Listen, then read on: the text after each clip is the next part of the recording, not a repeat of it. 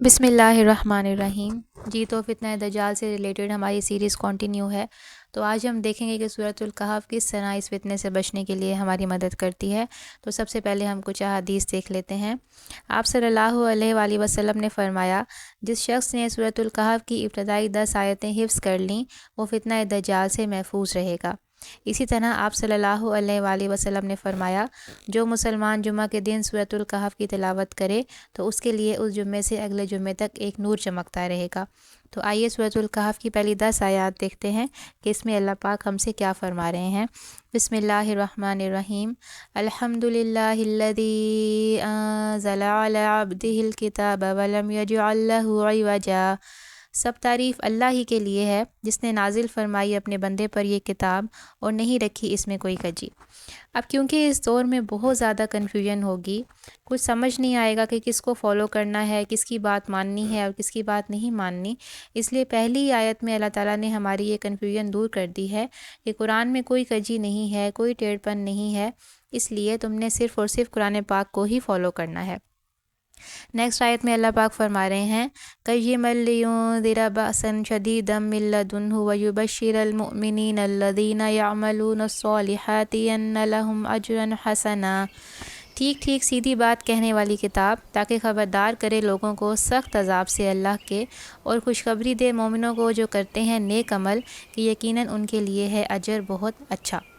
اب دیکھیں اس آیت میں دو باتیں کی گئی ہیں کہ ان لوگوں کو یہ کتاب عذاب سے ڈراتی ہے جو کفر کرتے ہیں، اور جو نیک عمل کرتے ہیں ان کو یہ خوشخبری دیتی ہے۔ اب کیونکہ یہ وقت کٹھن ہوگا، ٹیمپٹیشنز کا دور ہوگا، ہر چیز کا مزہ ہوگا لیکن وہ چیزیں حرام ہوں گی، اس لیے جو بھی اس وقت میں صبر کرے گا اس کے لیے بہت اچھا بدلہ ہے، اور یہ اللہ پاک نے سورۃ الکہف کی آیت نمبر 2 میں فرمایا ہے۔ نیکسٹ آیت ہے آیت نمبر 3، ماکثین فیہ ابدا، رہیں گے یہ اس میں ہمیشہ۔ اب دیکھیں جو انہوں نے صبر کرنا ہے وہ تو انہوں نے ہمیشہ کے لیے نہیں کرنا، کیونکہ یہ دنیا ختم ہو جائے گی، لیکن ان کو جو بدلہ ملے گا اس میں وہ ہمیشہ ہمیشہ رہیں گے، نہیں کہ جو ان کو جنت ملے گی اس میں وہ ہمیشہ ہمیشہ کے لیے رہیں گے۔ نیکسٹ آیت ہے آیت نمبر 4، وَيُنذِرَ الَّذِينَ قَالُوا اتَّخَذَ اللَّهُ وَلَدًا، اور ڈرائے ان لوگوں کو جو کہتے ہیں کہ بنا لیا ہے اللہ نے کوئی بیٹا۔ اب دیکھیں یہ آیت کس طرح سے ریلیٹ کرتی ہے۔ اس کا تعلق یہ ہے کہ دیکھیں یہ بھی بہت بڑا فتنہ ہے کہ جو عیسائی مانتے ہیں کہ اللہ نے اولاد بنا رکھی ہے۔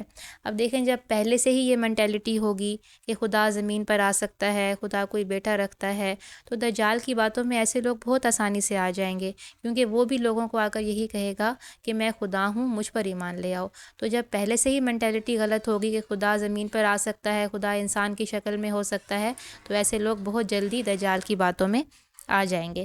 آگے اللہ پاک فرما رہے ہیں، مَا لَهُم بِهِ مِنْ عِلْمٍ وَلَا لِآبَائِهِمْ كَبُرَتْ كَلِمَةً تَخْرُجُ مِنْ أَفْوَاهِهِمْ إِنْ يَقُولُونَ إِلَّا كَذِبًا۔ نہیں ہے انہیں اس کے بارے میں کوئی علم، اور نہ ان کے باپ دادا کو تھا، بڑی ہے وہ بات جو نکلتی ہے ان کے منہ سے، نہیں کہتے وہ مگر جھوٹ۔ اب دیکھیں اس آیت میں اللہ پاک اس مینٹیلٹی کو کلیئر کر رہے ہیں کہ کبھی بھی اپنے ذہن میں یہ بات نہیں رکھنی کہ اللہ تعالیٰ کے سوا اور بھی کوئی خالق و مالک ہو سکتا ہے۔ اللہ تعالیٰ ایک ہے اور اس کے سوا اور کوئی خالق و مالک نہ کبھی تھا، نہ کبھی ہے، اور نہ ہی کبھی ہوگا۔ نیکسٹ آیت ہے آیت نمبر 6، فَلَعَلَّكَ بَاخِعٌ نَفْسَكَ عَلَىٰ آثَارِهِمْ إِن لَّمْ يُؤْمِنُوا بِهَٰذَا الْحَدِيثِ أَسَفًا۔ تو شاید اے نبی صلی اللہ علیہ وآلہ وسلم ہلاک کر دینا چاہتے ہو تم اپنے آپ کو ان کے پیچھے، اگر نہ ایمان لائیں وہ اس قرآن پر مارے غم کے۔ تو اب اس آیت میں اللہ پاک اپنے پیارے نبی حضرت محمد صلی اللہ علیہ وآلہ وسلم کی کونسلنگ فرما رہے ہیں کہ دیکھو اس بات کا اتنا غم نہ لو کہ اگر وہ اس کتاب پر ایمان نہیں لے کر آ رہے تو۔ نیکسٹ آیت ہے آیت نمبر 7، اِنَّا جَعَلْنَا مَا عَلَى الْأَرْضِ زِینَةً لَهَا لِنَبْلُوَهُمْ أَيُّهُمْ أَحْسَنُ عَمَلًا۔ واقعہ یہ ہے کہ بنایا ہم نے ان سب چیزوں کو جو زمین پر ہیں زینت اس کے لیے، تاکہ آزمائیں ہم لوگوں کو کہ کون ان میں بہتر ہے عمل کے لحاظ سے۔ یہ تو جب دجال آئے گا تو وہ لوگوں کو دنیا کی نعمتیں جو ہے نا وہ دکھائے گا کہ مجھ پر ایمان لے آؤ تو میں تمہیں یہ چیز دے دوں گا، وہ چیز دے دوں گا، یعنی کہ وہ ان کو دنیا کی چیزیں دکھا کر انہیں جو ہے اس دھوکے میں لانے کی کوشش کرے گا تاکہ وہ اس کے اوپر ایمان لے آئیں۔ تو اس چیز کو بھی اللہ تعالیٰ اب اس آیت میں کلیئر فرما رہے ہیں کہ جو کچھ بھی زمین پر ہے وہ زینت ہے اس کے لیے، تاکہ آزمائیں ہم لوگوں کو کہ کون ان میں بہتر ہے عمل کے لحاظ سے. یعنی کہ مت اتنا اٹریکٹ ہو دنیا کی چیزوں سے، کیونکہ دجال کے فتنے یہی ہوں گے.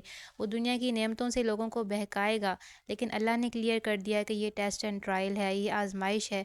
جب یہ مینٹیلٹی ہوگی تو انسان کبھی بھی ان فتنوں کے جھانسے میں نہیں آئے گا. نیکسٹ آیت ہے وَإِنَّا لَجَاعِلُونَ مَا عَلَيْهَا صَعِيدًا جُرُزًا، اور یقیناً ہم بنا دیں گے اس سب کو جو زمین پر ہے بالآخر ایک چٹیل میدان.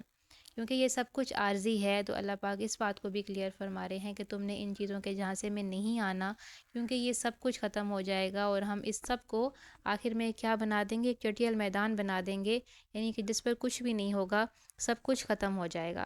نیکسٹ آیت میں اللہ پاک فرما رہے ہیں ام حسبت ان اصحاب الکہف والرقیم کانوا من آیاتنا عجبا، کیا تم سمجھتے ہو کہ اصحاب غار اور کتبے والے تھے ہماری عجیب نشانیوں میں سے.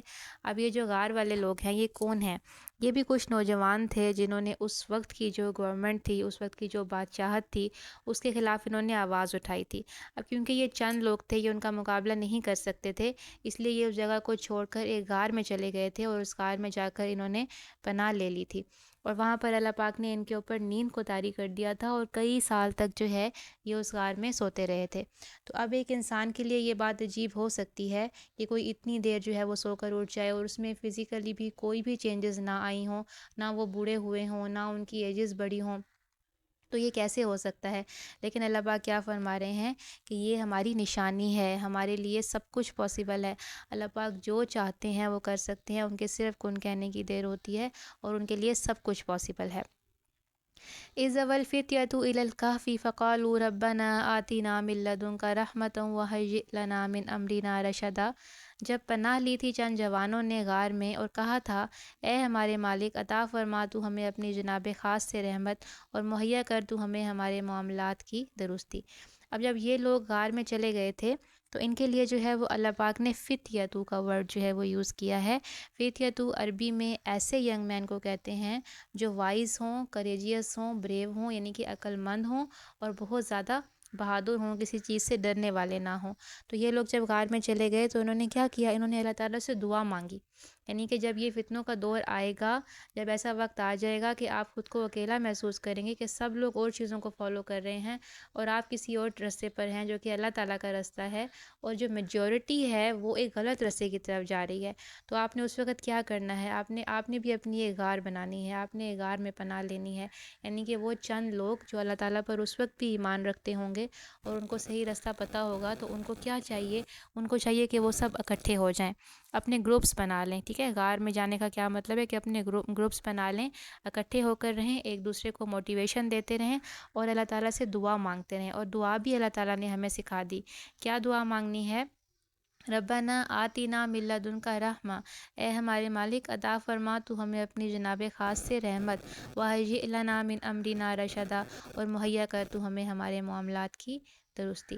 تو ہمیں چاہیے کہ ہم اس دعا کو یاد کر لیں اور اسے جو ہے وہ کثرت کے ساتھ پڑھتے رہیں. اگر آپ کو میری ویڈیو اچھی لگی ہے تو میری ویڈیو کو لائک کر لیجئے اور چینل کو سبسکرائب کر لیجئے. ابھی یہ سیریز کنٹینیو ہے، اس لیے نوٹیفیکیشنز کو بھی آن کر لیں تاکہ جیسے ہی نیکسٹ پارٹ آئے تو آپ کو پتہ چل جائے. جزاک اللہ.